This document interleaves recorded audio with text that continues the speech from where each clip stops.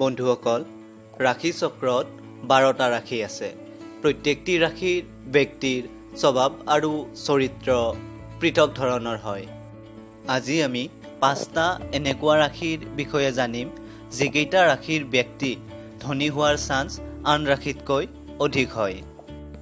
এইটোও কওঁ যে প্ৰত্যেকটি ৰাশিৰ ব্যক্তিয়ে ধনী বা দুখীয়া হ'ব পাৰে। জ্যোতিষ মতে আমি জন্ম পত্ৰিকা চাই এই বিষয়ে উমান পাব পাৰোঁ।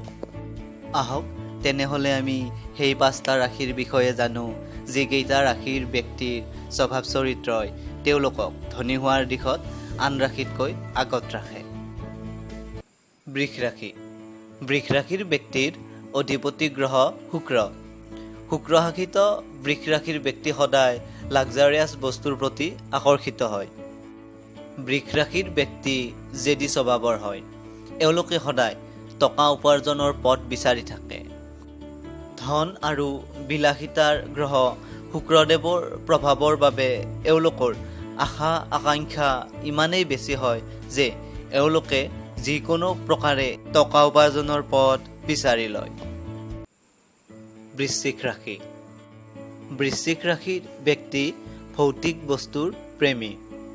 গাড়ী, ঘৰ, ফেচিলিটি, সম্পত্তি এইবিলাকৰ প্ৰতি সদায় আকৰ্ষিত হয়। এনাৰ্জি বা শক্তিৰ কাৰক গ্ৰহ মংগলদেৱ এওঁলোকৰ অধিপতি গ্ৰহ। সেয়ে এওঁলোক এনাৰ্জেটিক হয়। বাৰ বাৰ প্ৰয়ত্ন কৰিও ভাগৰি নপৰে। সাধাৰণতে বৃশ্চিক ৰাশিৰ ব্যক্তিও আন ৰাশিৰ তুলনাত ধনী হোৱাৰ মাত্ৰা অধিক দেখা যায়। আমাৰ চেনেলটোৰ সৈতে জড়িত হৈ থাকিবলৈ ৰঙা ছাবস্ক্ৰাইব বটনটোত ক্লিক কৰক। লগতে আমাৰ নতুন ভিডিঅ'সমূহৰ আপডেট পাবলৈ এই বেল চিহ্নটোত ক্লিক কৰক। কৰ্কট ৰাশি। কৰ্কট ৰাশিৰ অধিপতি গ্ৰহ চন্দ্ৰদেৱ। কৰ্কট ৰাশিৰ ব্যক্তি ভাবুক প্ৰকৃতিৰ হয়।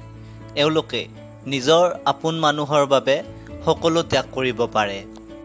আপোন মানুহখিনিৰ সুখ শান্তি আৰু সুভৱিষ্যতৰ স্বাৰ্থত এওঁলোকে যিকোনো কামেই কৰিব পাৰে। এনেকুৱা এটা মনস্তাত্ত্বিক ভাৱনাই এওঁলোকক জীৱনত সফল হ'বলৈ আৰু ধন উপাৰ্জন কৰিবলৈ সহায় কৰে। সিংহ ৰাশি। সিংহ ৰাশিৰ অধিপতি গ্ৰহ সূৰ্যদেৱ। এওঁলোকে সূৰ্যৰ দৰেই প্ৰকাশিত হৈ থাকিব বিচাৰে। এওঁলোকে সদায় সমাজত প্ৰশংসিত হোৱাটো, আনে এওঁলোকক আদৰ সাদৰ কৰাটো বিচাৰে। এওঁলোকৰ মাজত বস্তুকেন্দ্ৰিক বা ভৌতিক চখ দেখা যায়। তাক পূৰাবলৈ এওঁলোকে যিকোনো প্ৰকাৰে ধন ঘটাৰ ব্যৱস্থা কৰি লয়।